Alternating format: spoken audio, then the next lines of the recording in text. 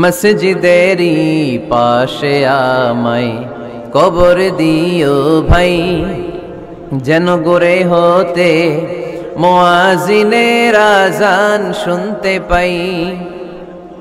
আমার গোরের পাশে দিয়ে ভাই নামাজিরা যাবে,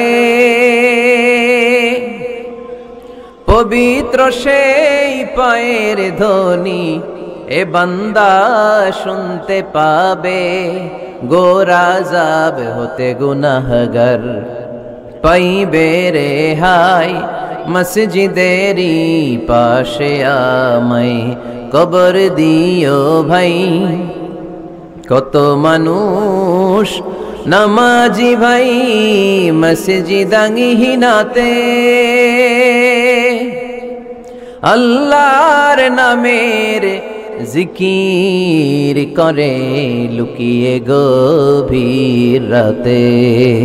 আমি তাদের সাথে ওই আল্লাহর নাম জপতে চাই, আল্লাহর নাম জপতে চাই। পড়েন সবাই, মসজিদেরই পাশে আমায় কবর দিও ভাই, যেন গড়ে হতেও মুয়াজ্জিনের আযান শুনতে পাই। চিল্লায় পড়তে হবে আমিন। কি দরদ ছিল আমাদের জাতীয় কবি কাজী নজরুল ইসলামের, মসজিদের পাশে আল্লাহ তুমি আমার কবর দিও। আল্লাহ এই দোয়াটা কবুল করে নিয়েছে, ঠিক কিনা? ওনার কবরের পাশে মসজিদ আছে না নাই? আছে। এজন্য মসজিদের সাথে সম্পর্ক জুড়ে দেওয়া এটা ইমানদারের আলামত, আর মসজিদকে ঘৃণা করা এটা মুনাফিকের আলামত। এজন্য আমরা যেন আমাদের হৃদয়টাকে মসজিদের সাথে জুড়ে দেই, মসজিদের সাথে যেন সুসম্পর্ক থাকে। মসজিদ সবার, মসজিদ নিয়ে দলাদলি নাই। দলাদলি আছে অনেক জায়গায়, হানাফি মসজিদ, আহলে হাদিস মসজিদ, এরকম আমরা দেখি বা শুনি। এটা ঠিক না। হানাফি মসজিদ বলে কোনো কথা নাই, আহলে হাদিস মসজিদ বলে কোনো কথা নাই। মসজিদ সবার। ছোট্ট খাট্ট বিষয় নিয়ে মসজিদে মারামারি, একজন হাত তোলে আরেকজন তোলে না, কিলাকিলি আছে না নাই? একজন বলে জোরে আমিন, আরেকজন আস্তে আমিন, মারামারি আছে না নাই? এগুলো কি মারামারি করার কোনো বিষয়? কথা বলেন। সালাতে ফরজ আছে, ওয়াজিব আছে, সুন্নাহ আছে। খেয়াল করে বুঝবেন, ফরজ যদি নষ্ট হয় সালাত ভঙ্গ হয়, you have to repeat your সালাহ। ওয়াজিব নষ্ট হলে সালাত ভঙ্গ হয় না, নতুন করে পড়া লাগে না, সেজদায় সাহু দিলেই সালাত আদায় হয়ে যায়। আর সুন্নাহ নষ্ট হলে নামাজ নষ্টও হয় না, নতুন করে পড়াও লাগে না, সৌ সেজদাও লাগে না, নামাজ আদায় হয়ে যায় সুন্নাহ নষ্ট হলে। এই যে হাত তোলা না তোলা, এটা সুন্নাহ। আমিন জোরে বলা না বলা, এটা কি? সুন্নাহ। যেটা কোনো কারণে কেউ না করলেও তার নামাজ কবুল করে নিবে কে? আর এই সব সুন্নত লই আমগো দেশে কিলাকিলি। মৌলভীবাজারে মাশাআল্লাহ এগুলা নাই, এখানেও আছে। এগুলার অবসান ঘটুক, আমরা চাই কি চাই না? আর কত এই ছোটখাটো বিষয় নিয়ে আমরা এই বিভেদের প্রাচীর আর দেয়ালকে উঁচু করব আমাদের মাঝখানে? কবে আমরা ঐক্যের সিন্ডিকেট করব? কবে? আর কবে সাদা মনের মানুষ হব? কবে? আর কত? অনেক হয়েছে, আর না, এবার থামেন। বিভেদের প্রাচীরকে ভেঙে চুড়িয়ে দেন। ঐক্যের এমন সিন্ডিকেট করতে হবে যাতে কোনো অপশক্তি এই ঐক্যকে ভাঙতে না পারে, বানচাল করতে না পারে। চিল্লায় বলেন ঠিক কিনা? এজন্য মিউচুয়াল রেসপেক্টের দরকার, পারস্পরিক শ্রদ্ধাবোধ সব ক্ষেত্রে, রাজনীতিতে, সামাজিক অ্যাক্টিভিটিসে, আমাদের আলেম ওলামাদের মধ্যে পারস্পরিক শ্রদ্ধাবোধের দরকার, মিউচুয়াল রেসপেক্ট। কেউ কাউরে রেসপেক্ট করে না, আমি যেটা বুঝছি এটাই সব, বাকি সব হারাম, এরকম বলে না অনেকে? এরকম যেন না করি। তাহলে মসজিদ সবার। মসজিদ, আল্লাহর হাবিব সাল্লাল্লাহু আলাইহি ওয়াসাল্লাম খ্রিস্টানদেরকে মসজিদে ঢুকতে দিয়েছেন, আর আমরা মুসলমান ভাইয়ের জন্য মসজিদে তালা ঝুলাই দেই, আছে না নাই? আল্লাহর হাবিব সাল্লাল্লাহু আলাইহি ওয়াসাল্লাম কোথাও গেলেই প্রথমে মসজিদ বানাতেন। কি বানাতেন? মসজিদ বানাতেন। মক্কা থেকে হিজরত করে মদিনায় আসলেন, কোবায় থাকলেন কয়েক সপ্তাহ। কোবা পল্লীতে তিনি মসজিদ বানালেন, মসজিদ কোবা। ওখানে প্রতি শনিবার কেউ যদি ওযু করে ওখানে যে 2 রাকাত নামাজ পড়ে, একটা কবুল উমরার সওয়াব আল্লাহ তাআলা তার আমলনামায় দিয়ে দেয়। মসজিদে কোবা বানালেন। তারপরে মদিনায় এসে মসজিদে নববী বানালেন আল্লাহর হাবিব সাল্লাল্লাহু আলাইহি ওয়াসাল্লাম, মসজিদে নববী। এটা ছিল আল্লাহ রাসূল সাল্লাল্লাহু আলাইহি ওয়াসাল্লামের বৈশিষ্ট্য। কোথাও গেলেই তিনি মসজিদ বানাতেন। মসজিদে নববী, হায় রে, এখন তো কত সুন্দর মসজিদ আমরা দেখি, আমরা যে সালাত পড়ি। আল্লাহর হাবিব সাল্লাল্লাহু আলাইহি সাল্লামের সময় মসজিদে নববী কি এরকম ছিল? কথা বলেন। ফ্লোর ছিল বালুর ফ্লোর। কিসের ফ্লোর?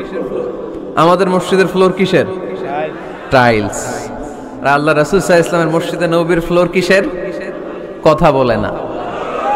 তো আওয়াজ করে উত্তর দেন না কেন? কষ্ট হচ্ছে? দুপুরে খাইছেন না সবাই? কেন খান নাই কেন? রোজা রাখছিলেন? হ্যাঁ, ফজর বাদে আইছি। আচ্ছা ঠিক আছে, ঠিক আছে। আচ্ছা আচ্ছা, সাউন্ড নাই, কথা শোনা যায় না? তো এটা শুনলা কেমনে? জিজ্ঞেস করলাম কথা শোনা যায় না, কয় না। তো এটা শুনলা কি করে? মানে অল্প শোনা যায়, তাই তো? একটু পরে আমার বিদায় ঘন্টা বাজবে, আমি চলে যাব। তোমরা ডিস্টার্ব করতে করতে আমার সময় শেষ। তোমরা ডিস্টার্ব করলে তোমাদের লস। আমি আমার টাইমের 1 মিনিটে বেশি যেতে পারবো না, কারণ এখানে আসরের সালাতের আজান শুরু হয়ে যাবে, এরপরে কোনো কথা নেই। আর বক্তব্য লম্বা করা এটা বেদাত। এই বেদাতকে আমি সুন্নাতের মধ্যে আনতে চাচ্ছি। একটা সময়ে একেবারে কমায় নিয়ে আসবে। এত প্রোগ্রামও আমি করতে চাই না। আমি ঘোষণা দিয়েছি আগামী বছরে সারা বাংলাদেশে আমার প্রোগ্রাম হবে 50টা। কয়টা?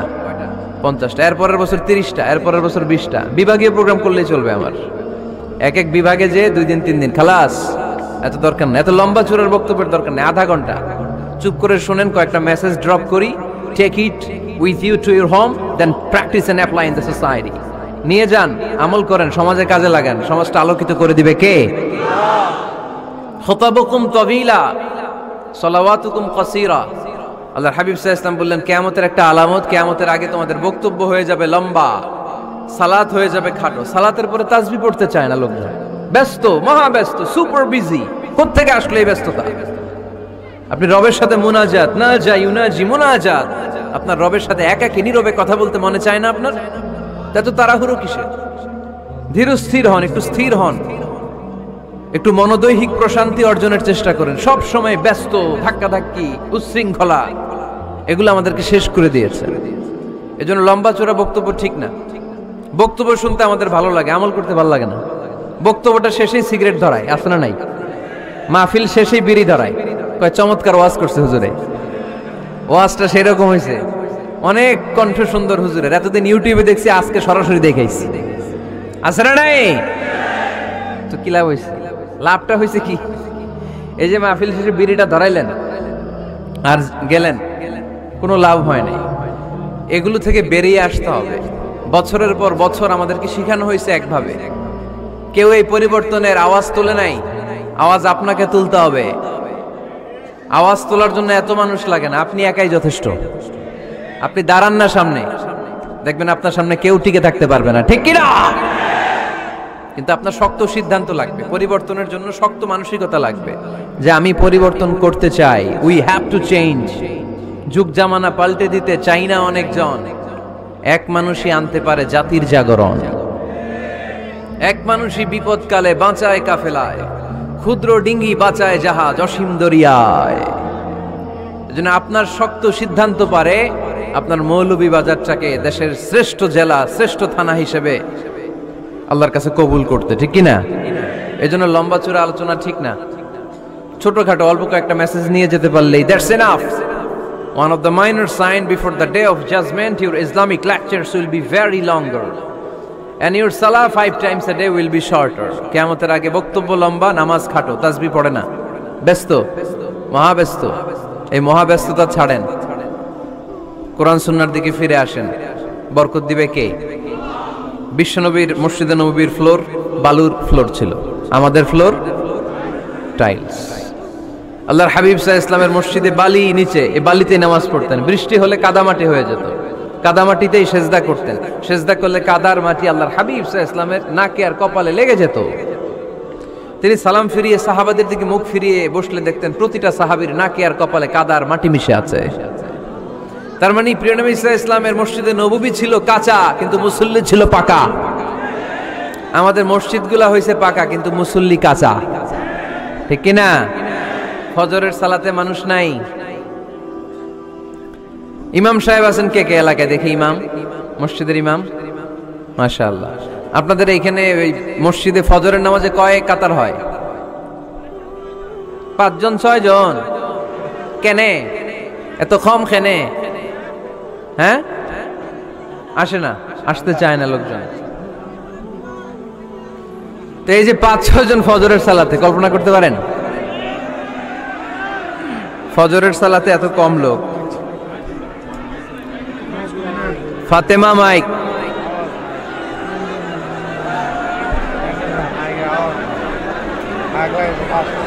কি হইল মাইকের?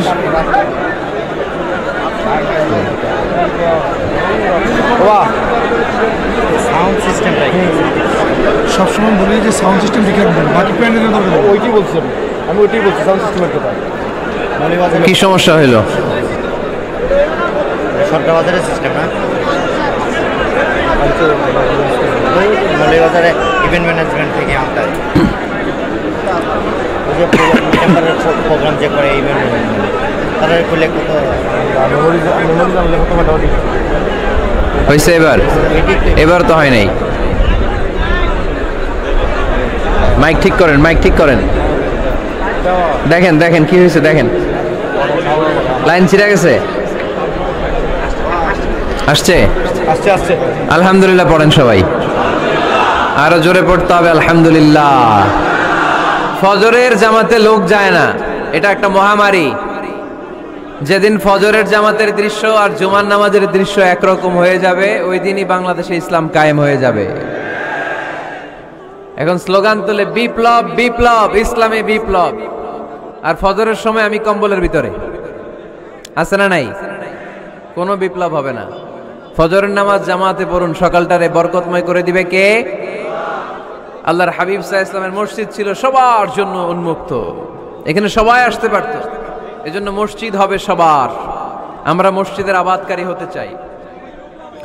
এজন্য রব্বুল আলামিন বলেন, ইন্নামা ইয়া'মুরু মাসাজিদাল্লাহি মান আমানা বিল্লাহি ওয়াল ইয়াউমিল আখির ওয়া কামাস সালাতা ওয়া আতাজ যাকাতা ওয়া লাম ইয়াখশা ইল্লাল্লাহ فعسى أولئك أن يكونوا من المهتدين سبحان الله পড়েন। রব্বুল আলামিন বললেন মসজিদের আবাদকারী হবে তারা যারা আল্লাহর প্রতি ঈমান আনে, আখিরাতের প্রতি ঈমান আনে, যারা সালাত কায়েম করে, যারা যাকাত আদায় করে, যারা দুনিয়ার কাউকে ভয় পায় না, ভয় পায় একজনকে। চিল্লায় বলেন তিনি কে? যাদের হৃদয়ে আছে আল্লাহর ভয়, তারা কবু পথ ভুলে যায় না। আল্লাহর প্রেম ছাড়া এই দুনিয়া কারো কাছে কোনো কিছু চায় না, ঠিক কিনা? তাহলে যারা মসজিদের আবাদকারী এরা ভয় পায় একজনকে, চিল্লায় বলেন তিনি কে? মসজিদের আবাদকারীদের প্রথম গুণ, তারা আল্লাহ বিশ্বাস করে, তারা আখিরাতে বিশ্বাস করে, তারা সালাত কায়েম করে, তারা যাকাত আদায় করে, তারা আল্লাহ ছাড়া পৃথিবীর কাউরে ভয় পায় না। আল্লাহ বলেন ফাআসা উলাইকা আইয়াকুনু মিনাল মুহতাদিন, আশা করা যায় তারাই হলো হেদায়েতের রাস্তার উপরে আছে, ঠিক কি না? তারাই মসজিদের আবাদকারী, যারা মসজিদে যায়, সালাত আদায় করে। এখন মসজিদের আবাদকারী আপনি হতে চান, আপনি মসজিদে যান না, আপনি আবাদকারী হতে পারবেন? মসজিদের অনেক সভাপতি আছে মসজিদে যায় না, আছে না নাই? মৌলভীবাজারে এই সমস্যা বোধহয় নাই। মসজিদের সেক্রেটারি মসজিদে যায় না, আছে না নাই? তাহলে হইলো, এটা হইলো, এটা মেনে নেওয়া যায়? এজন্য সভাপতি সাহেবরা, আপনি কষ্ট করে মসজিদ বানিয়েছেন, মসজিদে যাবেন। এই কথা বলেন কেন? এত দিকে বিশৃঙ্খলা হইলে কেমন হবে? বসেন আর অল্প কয়েক মিনিট। সভাপতি সাহেব আপনি মসজিদে যাবেন, সেক্রেটারি সাহেব আপনি মসজিদে যাবেন, তাহলে আপনি সঠিক মসজিদের আবাদকারী হবেন, ঠিক কিনা? আমরা মসজিদের আবাদকারী হতে চাই ইনশাআল্লাহ। পড়েন উমরানুল মাসাজিদ। মসজিদের আবাদ কি করে করতে হয়? মসজিদ আবাদ করার এক নাম্বার মাধ্যম হচ্ছে মসজিদ নির্মাণ করা। কি করা? নির্মাণ করা। খেয়াল করবেন, আল্লাহর হাবিব সাল্লাল্লাহু আলাইহি ওয়াসাল্লাম বলেছেন, মান বানা মসজিদান মিন মালিহি ফিদ দুনিয়া বানাল্লাহু লাহু বাইতান ফিল জান্নাহ। যে ব্যক্তি নিজের পকেটের টাকা খরচ করে দুনিয়াতে মসজিদ বানায়, আল্লাহ তাআলা তার জন্য জান্নাতে ঘর বানায়। 60টা জিনিস মানুষ মরে যাওয়ার পরে তার কবরে পৌঁছতে থাকে। ইন্না মিম্মা ইয়ালহাকুল মুমিন মিন হাসানাতিহি বা'দা মাউতিহি, মানুষ মরে যাওয়ার পরেও যে 7টা জিনিস তার কবরে পৌঁছায় তার মধ্যে একটা হচ্ছে মসজিদান বানাহু, সে যে মসজিদ বানিয়ে গিয়েছে ওই মসজিদের সওয়াব। সুবহানাল্লাহ পড়েন।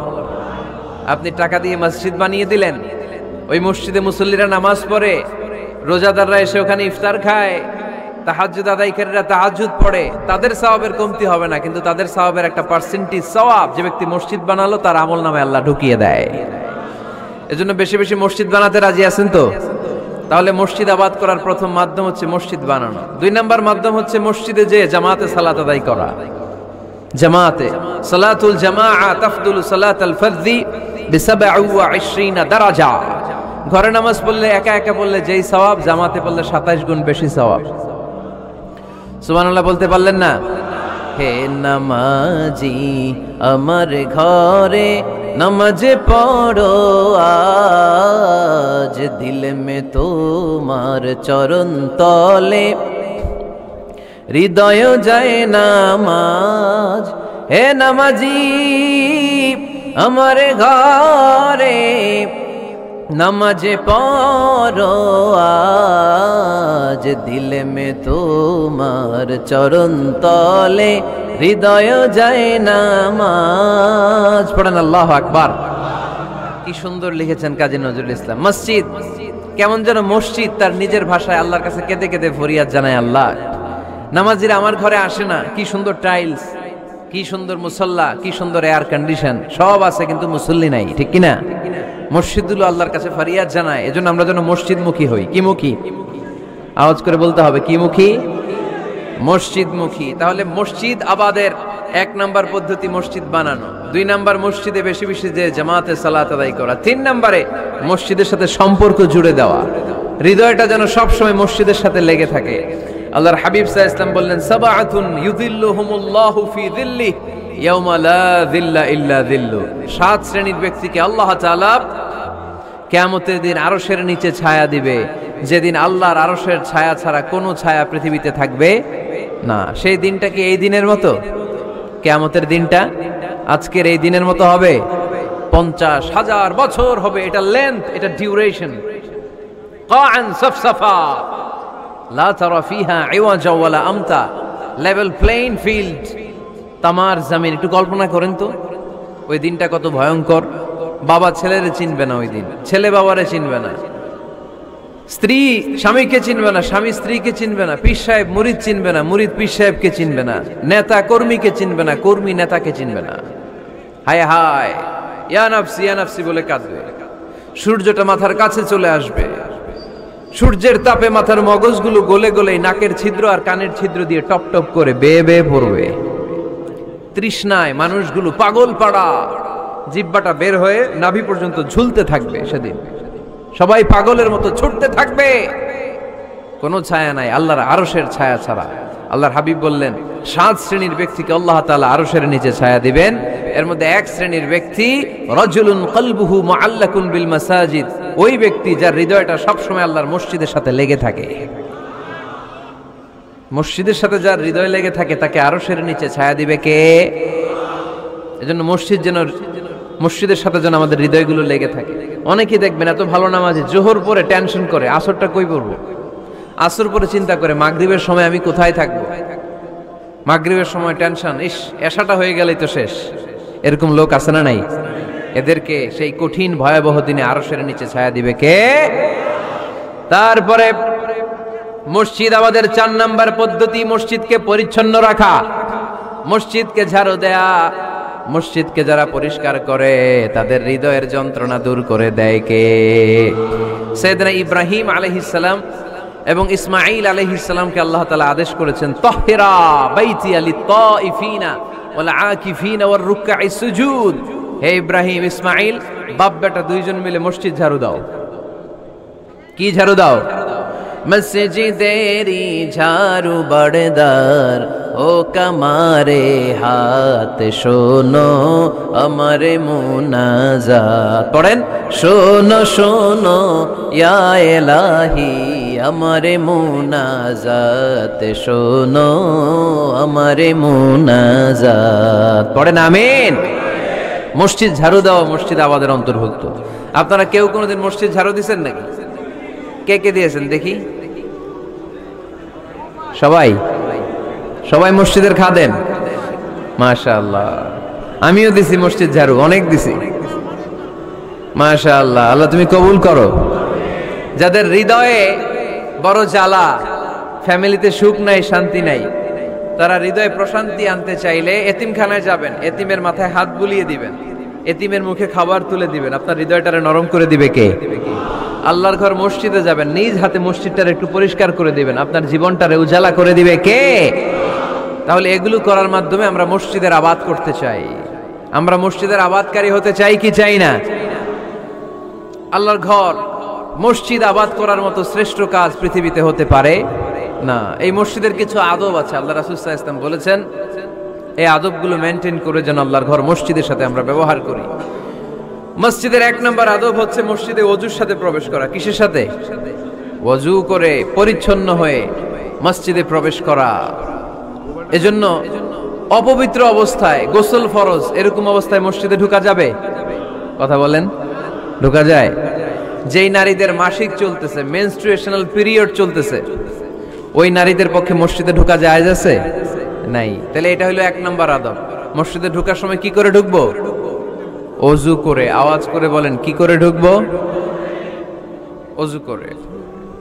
2 নম্বর আদব হচ্ছে মসজিদে যাওয়ার সময় সবচেয়ে ভালো জামাটা পরে যাবে, সবচেয়ে ভালো পাঞ্জাবিটা পরে যাবে। জানতো আপনারা?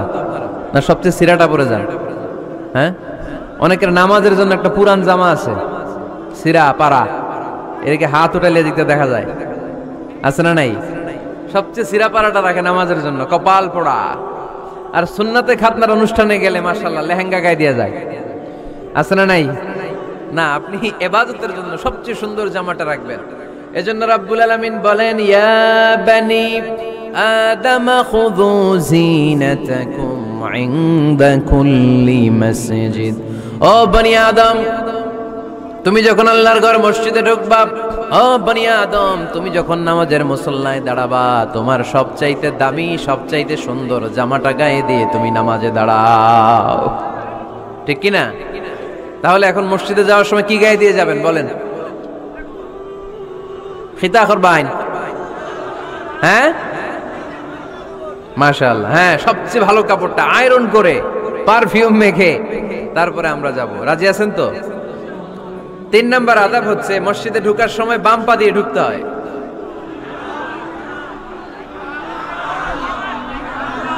কোন পা? আরো জোরে। এদেরকে গুতা মারা লাগে, নাইলে আওয়াজ বাড়ে না। এরকম ভলিউম টাইট করতে হয়, ভলিউম হাই করলে আর পরে বাড়ে, এমনি বলতে চায় না। আর ঘটনা কি? হ্যাঁ, খায় নাই। বদরের যুদ্ধ হয়েছিল রমাদানে, কোন সাহাবী খায় নাই, না খাইয়া একেবারে সাইজ করে দিছে কাফেরদেরকে।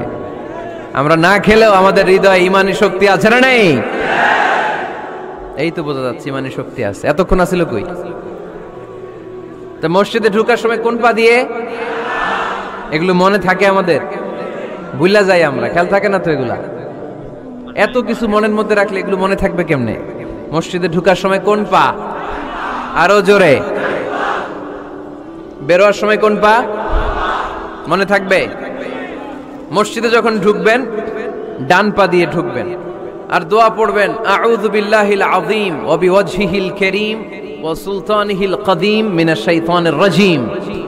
বিষ্ণু সাল্লাল্লাহু আলাইহি ওয়াসাল্লাম বললেন, যে ব্যক্তি মসজিদে ঢোকার সময় এই দোয়াটা পড়বে, শয়তান আফসোস শুরু করে, সে বলে, হায় হায়, আজকের দিনের জন্য, সারা দিনের জন্য তো তুই আমার ওয়াসওয়াসা থেকে বেঁচে গেলি, আজকের সারা দিনের জন্য তোরে আমি হারালাম, আজকের সারাটা দিন আল্লাহর পক্ষ থেকে প্রোটেকশন নিয়ে তুই বেঁচে গেলি, আজকের জন্য যা, কালকে তোরে আমি ধরবো। এজন্য এই দোয়াটা পড়ার দরকার আছে না? আউযু বিল্লাহিল আযীম ওয়া বিওয়াজহিল কারীম ওয়া সুলতানিহিল কদীম মিনাশ শাইতানির রাজীম। 4টা বাক্যের দোয়া। মুখস্থ করতে কষ্ট হলে যে ইউটিউবে চলে যাবে আজকেই, ওখান থেকে শুনে আপনারা মুখস্থ করে নেবেন, এই দোয়াটা পড়বেন, তাহলে ওই দিনের জন্য শয়তানের ওয়াসওয়াসা, টেম্পটেশন, প্রভোকেশন থেকে আপনি আল্লাহ তাআলার প্রোটেকশনে চলে গেলেন। সুবহানাল্লাহ পড়েন। তারপর আল্লাহর হাবিব বললেন, ঢোকার আগে আমারে সালাম দাও। পড়বেন, আসসালামু আলাইকা আইয়ুহান নাবিয়্যু ওয়া রাহমাতুল্লাহি ওয়া বারাকাতুহু এই দুইটা জিনিস যখন করে ফেললেন তখন ডান পা দিয়ে পড়বেন আল্লাহুম্মা আফতাহ লি আবওয়াবা রাহমাতিক, সুবহানাল্লাহ পড়েন। আল্লাহুম্মা আফতাহ লি, ও আল্লাহ আমার জন্য তুমি খুলে দাও আবওয়াবা রাহমাতিক, তোমার রহমতের দরজা। তার মানে মসজিদে ঢুকলে রহমত পাওয়া যায় কি যায় না? মসজিদে ঢুকলে পাওয়া যায় রহমত, মসজিদের বাইরে রহমতের কথা আল্লাহ বলে নাই। মসজিদের ভিতরে রহমত, কোথায় রহমত? কোথায়? মসজিদের ভিতরে রহমত আছে না? তার প্রমাণ মসজিদে ঢুকলেই শান্তি লাগে কেমন জানি, আর ঘুমে ধরে। মসজিদে ঘুমাইছেন কারা কারা দেখি? সবাই ঘুমাইছেন? আরে আমি কত ঘুমাইছি। জুমার নামাজের সময় যে কি ঘুম আসে, আসে আসে, কমন পড়ছে, একেবারে কমন পড়ে গেছে, ঘুম আসে। কারণ রহমত, রহমতের ঝিরি ঝিরি বাড়িধারা আল্লাহ তাআলা আরশের উপর থেকে নাজিল করতে থাকেন, আর এই রহমতের কারণে হৃদয়টা প্রশান্ত হয়ে যায়, অনেকের ঘুমও চলে আসে, ঠিক কি না? এজন্য আল্লাহুম্মা আফতাহ লি আবওয়াবা রাহমাতিক, ও আল্লাহ তোমার রহমতের দরজাগুলো আমার জন্য খুলে দাও। এই দোয়া পড়লে রহমতের দরজা খুলে দেয় কে? আবার মসজিদ থেকে যখন বের হবেন তখন কোন পা দিয়ে? জোরে বলেন। বাম পা দিয়ে কি পড়বেন? আল্লাহুম্মা ইন্নী আসআলুকা মিন ফাদলিক, ও আল্লাহ তোমার কাছে আমি তোমার পক্ষ থেকে ফদল চাই, মানে রিজিক চাই। রিজিক দেওয়ার মালিক কে? তার মানে খুব সোজা সাপটা কথা হচ্ছে, মসজিদের ভিতরে পাওয়া যায় রহমত, আর বাইরে পাওয়া যায় ফদল বা রিজিক। বাইরে পাওয়া যায় কি? রিজিক। মসজিদের ভিতরে রিজিক আছে, তার মানে সারাদিন মসজিদে বসে থাকলে রিজিক মিলবে। নামাজের সময় নামাজ পড়তে হবে, কাজের সময় কাজ করতে হবে, এটাই হচ্ছে ইসলামের বিধান। নামাজের সময় নামাজ, কাজের সময়। আমি প্রশ্ন করব, আওয়াজ করে উত্তর দেন। নামাজের সময়, কাজের সময়, নামাজের সময়, কাজের সময়, এটা মনে থাকবে। এজন্য আল্লাহ বললেন ফাইদা কুদিয়াতিস সালাতু ফান্তাশিরু ফিল আরদি ওয়াবতাগু মিন ফাদলিল্লাহ, যখন তোমাদের সালাত শেষ হয়ে যায় আল্লাহর রিজিক অন্বেষণের জন্য আল্লাহর জমিনে তোমরা ছড়িয়ে যাও। নামাজের সময় আসবেন, নামাজ শেষ বের হয়ে যান। ফান্তাশিরু ফিল আরদ, জমিনে ছড়িয়ে পড়ো। নামাজ শেষ চেয়ারম্যান সাহেব চলে যাবে ইউনিয়ন পরিষদের ভেতরে, ছাত্ররা চলে যাবে হাই স্কুলে, মেম্বার অফ দ্য পার্লামেন্ট চলে যাবে সংসদে, সেনাবাহিনীর লোকেরা চলে যাবে ক্যান্টনমেন্টে, ব্যবসায়ীরা চলে যাবে তাদের বাজারে, সিএনজি ওয়ালারা সিএনজি নিয়ে ব্যবসা শুরু করবে, রাস্তায় নেমে যাবে, চিল্লায় বলেন ঠিক কিনা? এটাই ইসলামের বিধান। নামাজের সময় নামাজ, কাজের সময়। আচ্ছা, তাহলে প্রথম সুন্নাত পেলাম, পবিত্র হয়ে ঢুকবো, ভালো জামা পরে ঢুকবো 2 নাম্বার। 3 নাম্বার, ঢুকার সময় কোন পা? বের হওয়ার সময়। 4 নাম্বার, মসজিদে ঢুকে 2 রাকাত। মসজিদে ঢুকে কয় রাকাত পড়েন আপনারা? তাহিয়াতুল মসজিদ, মসজিদে আপনি ওয়েলকাম জানাবেন, ঢুকেই 2 রাকাত পড়বেন, ওযু করলেই 2 রাকাত। আল্লাহর হাবিব সাল্লাল্লাহু আলাইহি ওয়াসাল্লাম মসজিদে নববীতে জুমার খুতবা দিচ্ছেন। খুতবা চলাকালীন সময়ে এক সাহাবী এসে মসজিদের মধ্যে বসে পড়লেন। আল্লাহর হাবিব সাল্লাল্লাহু আলাইহি ওয়াসাল্লাম সাহাবীরে বললেন দাঁড়াও। সাহাবী দাঁড়ালেন। আল্লাহর নবী জিজ্ঞেস করলেন কেন বসে পড়লা, 2 রাকাত পড়ছো নাকি? সাহাবী বলে পড়ি নাই। বিশ্বনবী বললেন তাহলে তাড়াতাড়ি 2 রাকাত নামাজ পড়ে বসে যাও।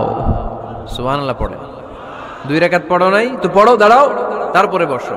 দেখেন খুতবা চলাকালীন সময়ে আমাদের খতিবরা কখনো খুতবা থামায়? কথা বুঝেন নাই? জুমার খুতবা আপনারা শুনেন না?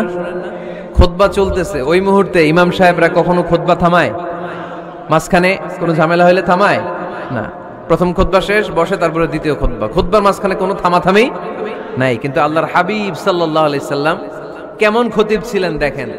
আল্লাহর হাবিব সাল্লাল্লাহু আলাইহি সাল্লামের খুতবা দেওয়ার স্টাইল এন্ড অ্যাটিটিউড এবং আমাদের খুতবা দেওয়ার স্টাইল এন্ড অ্যাটিটিউড, আল্লাহ রাসূল সাল্লাল্লাহু আলাইহি সাল্লামেরটা কত প্রাণবন্ত ছিল। আল্লাহ রাসূল সাল্লাল্লাহু আলাইহি সাল্লাম সোসাইটি ওরিয়েন্টেড একজন পার্সোনালিটি ছিলেন, সমাজের মানুষ কেন্দ্রিক, খুব সামাজিক ছিলেন আল্লাহ রাসূল সাল্লাল্লাহু আলাইহি সাল্লাম। তিনি দেখলেন একজন বসে পড়ছে, উনি খুতবা থামায় দিলেন। জুমার খুতবা থামায় বললেন এই নামাজ পড়ছো না, পড়ো 2 রাকাত পড়ো। আবার খুতবা শুরু করলেন। সুবহানাল্লাহ পড়বেন না? একবার তিনি খুতবা দিচ্ছেন, দেখলেন আল্লাহ রাসূল সাল্লাল্লাহু আলাইহি ওয়াসাল্লামের 2 জন নাতি হাসান আর হুসাইন রাদিয়াল্লাহু তাআলা আনহুমা, ছোট্ট মানুষ, কাতারের ভিতরে ঢুকে কোন সাহাবী টুপি টান দেয়, কারো পাগড়ি ধরে টান দেয়, একজন এদিকে দৌড় দেয়, আরেকজন ওদিকে দৌড় দেয়, মসজিদে একটা ডিস্টার্ব হচ্ছে। আল্লাহর হাবিব সাল্লাল্লাহু আলাইহি ওয়াসাল্লাম খুতবা থামিয়ে দিলেন, মিম্বার থেকে নেমে আসলেন, দুই নাতিকে দুই হাতে ধরলেন, ধরে আস্তে করে জান্নাতের এই দুই সর্দারকে নিয়ে মিম্বারের উপরে দাঁড়ালেন। এই হাতে এই নাতি, ওই হাতে আরেক নাতি। এরপর দাঁড়িয়ে দাঁড়িয়ে তিনি বাকি খুতবা দিলেন। পড়েন সুবহানাল্লাহ। কত প্রাণবন্ত খুতবা। উনিও খুতবা দিতেন, আমরাও খুতবা দেই।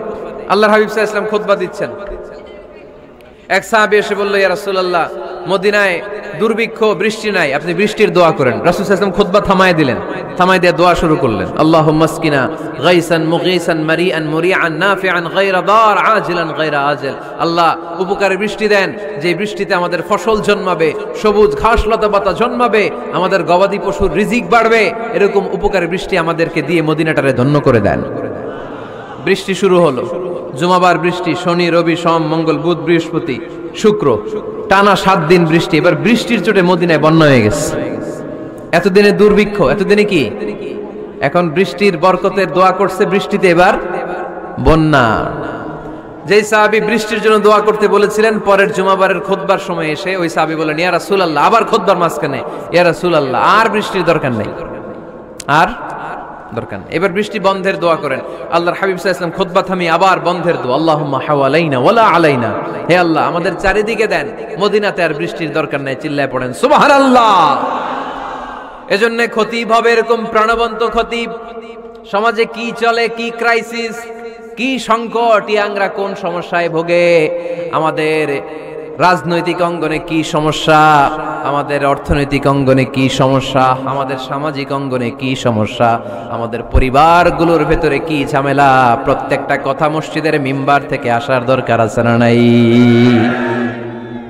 আল্লাহর হাবিব সাল্লাল্লাহু আলাইহি ওয়াসাল্লাম এভাবেই সমাজকে ঠিক করে দিতেন। 2 রাকাত মসজিদে ঢুকে আজকে থেকে আমরা পড়ব। মসজিদে ঢুকলেই কয় রাকাত মনে থাকবে না ভুলে যাবেন? তারপরে আল্লাহর হাবিব সাল্লাল্লাহু আলাইহি ওয়াসাল্লাম বলেছেন, খবরদার কবরের উপর মসজিদ বানিও না। কবরস্থান একদিকে, মসজিদ আর একদিকে। কিন্তু বাংলাদেশে মসজিদের সাথে কবর মিলানো আছে না নাই? ছোট্ট একটা মসজিদ, কিন্তু এত বড় বাবার কবর আছে না নাই? না, এগুলো করবেন না আপনি। আগে হবে মসজিদ, পরে কবরস্থান। যেমন মসজিদে নববী হয়েছে আগে, তারপরে বিশ্বনবীর কবর এখানে আছে না নাই? মসজিদে নববী প্রতিষ্ঠিত হয়েছে আগে, পরে বাকি কবরস্থান আছে না নাই? কিন্তু কোন আল্লাহর ওলির কবরস্থানের উপরে যদি মসজিদ বানান, তার উপর লানাত দিয়েছে কে? লাআনা রাসূলুল্লাহ আলাল ইয়াহুদ ওয়ান নাসারা ইত্তাখাযু কুবুর আমবিয়াইহিম মাসাজিদা। আল্লাহর রাসূলের লানত ইহুদি নাসারাদের উপর, কারণ ইহুদি আর নাসারাদের একটা খাসলাত, একটা বৈশিষ্ট্য ছিল, তারা তাদের নবীদের কবরের উপরে মসজিদ বানায় ফেলতো। এটা করা যাবে? এজন্য এলাকায় এলাকায় এই ঝামেলা, কবর আর মসজিদ হবে আলাদা। আবার মসজিদের কেবলার দিকে যেন কবরস্থান না হয়, তাহলে শিরক হওয়ার সম্ভাবনা আছে না নাই? খুব সাবধান, আল্লাহ সব মাফ করে কিন্তু শিরক মাফ করে না, ঠিক কি না? শিরক হচ্ছে মহাপাপ, সব পাপের বাপ। এজন্য আমরা সব করলেও শিরকের গুনাহ মুসলমান কখনো করতে পারে। এরপর আল্লাহর হাবিব বললেন, মসজিদকে পরিষ্কার পরিচ্ছন্ন রাখো, এটাও মসজিদের আদাব।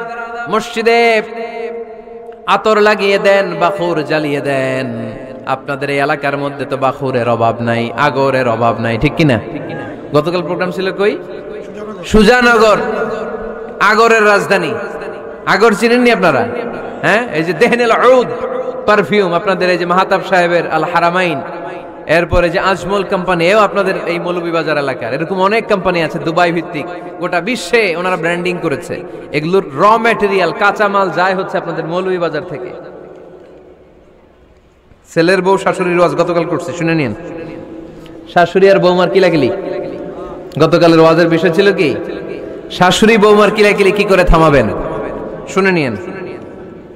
আচ্ছা ঠিক আছে, মুফতি সাহেবদের কাছ থেকে জেনে নেবেন এই প্রশ্ন। আমি উত্তর দিলে আবার কিলাকিলি লেগে যাবে বাংলাদেশ। কিলাকিলির দরকার নাই। সম্মানিত ভাইয়েরা, মসজিদ পরিষ্কার পরিচ্ছন্ন রাখবেন, এই বাখুর জ্বালাবেন, দেহনেল উদ, এই পারফিউম গুলো ছড়িয়ে দিবেন। মসজিদের মধ্যে অনেক মসজিদে দুর্গন্ধ আছে না নাই? এই কার্পেটের মধ্যে ময়লা, পরিষ্কার করেন। আল্লাহর হাবিব সাল্লাল্লাহু আলাইহি ওয়াসাল্লাম বলেছেন, খবরদার।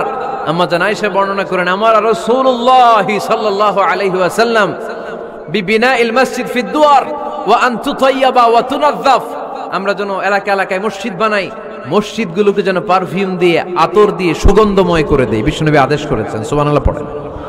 এজন্য কোনো অপরিচ্ছন্ন মসজিদ থাকতে পারবে না। মসজিদের পাশ দিয়ে গেলে আতরের ঘ্রাণে আমোদ হয়ে লোকজন যেন বুঝতে পারে এটা আল্লাহর ঘর, মসজিদ। চিল্লায় বলেন ঠিক কি না? এরপরে আল্লাহর হাবিব সাল্লাল্লাহু আলাইহি ওয়াসাল্লাম বলেছেন মসজিদের আরেকটা আদব হলো মসজিদকে অতিমাত্রায় ডিজাইন না করা।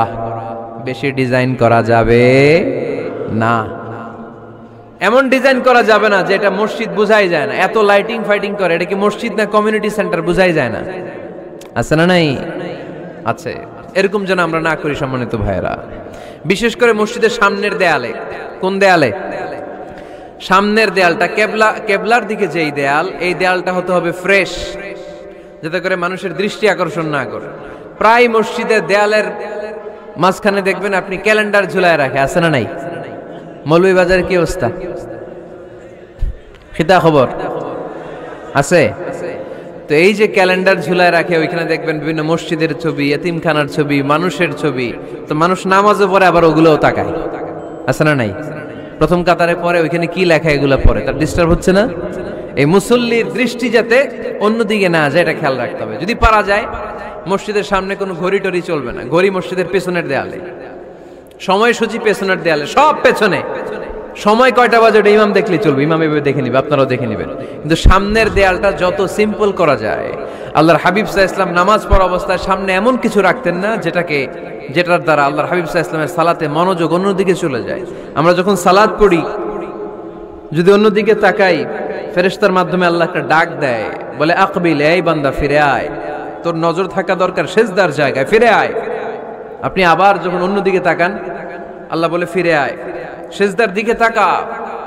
আপনি আবার যখন ঘড়ির দিকে তাকান আল্লাহ বলে আকবিল, ফিরে আয়, সেজদার দিকে তাকা। আপনি যখন আবার অন্যদিকে তাকান তখন আল্লাহ বলে লা হাজাতা লি ইলা সালাতিক, তোর এই নামাজের দরকার আমার নাই। নাউজুবিল্লাহ পড়বেন না? তোর এই নামাজের দরকার আমার নাই।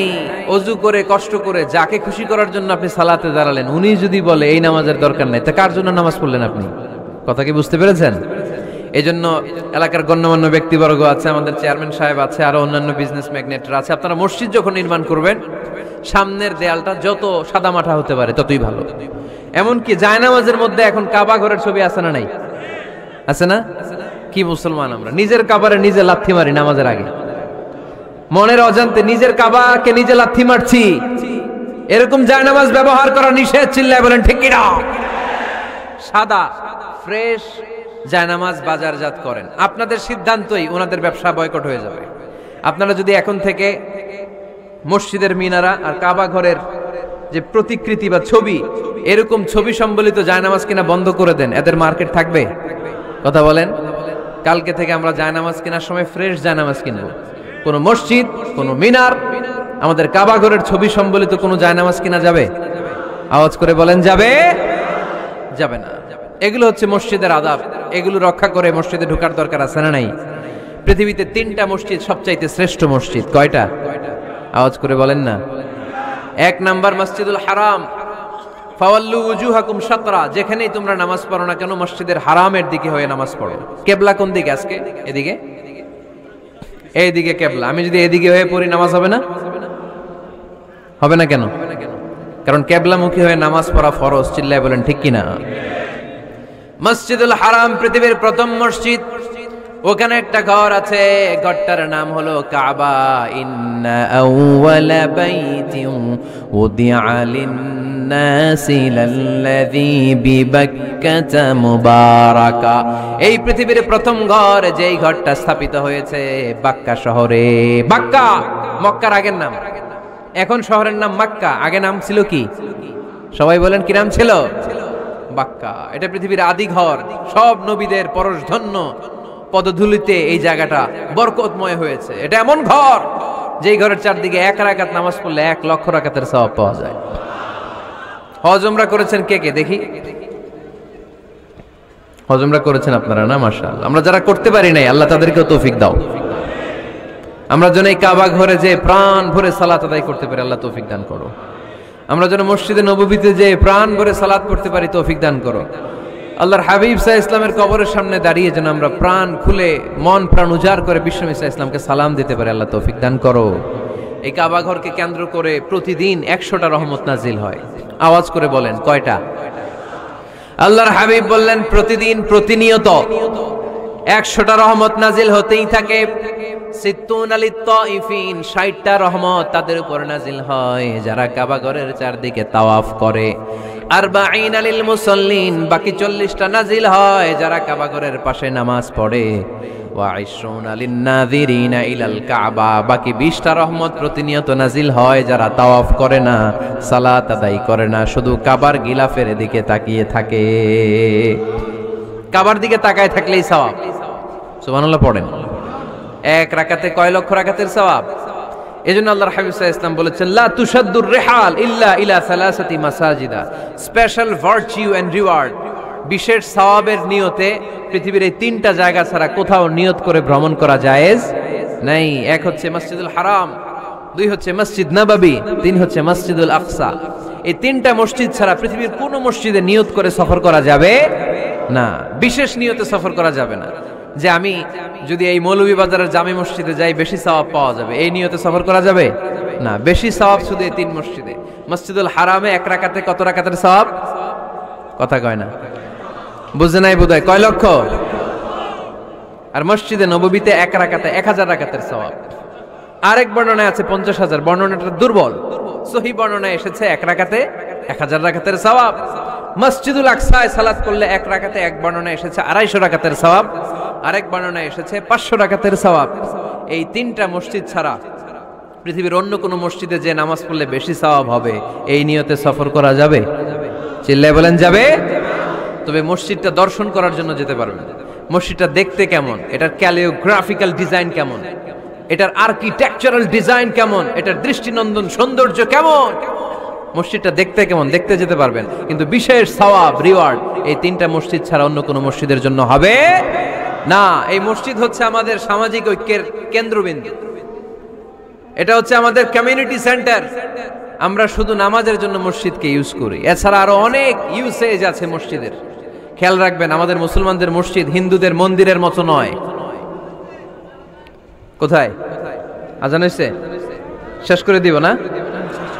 সুবহানাকাল্লাহুম্মা বিহামদিকা আশহাদু আল্লা ইলাহা ইল্লা আনতা আস্তাগফিরুকা ওয়া আতুবু ইলাইক। আল্লাহ আমাদের সবাইকে কথাগুলো বুঝার ও আমল করার তৌফিক দান করুন।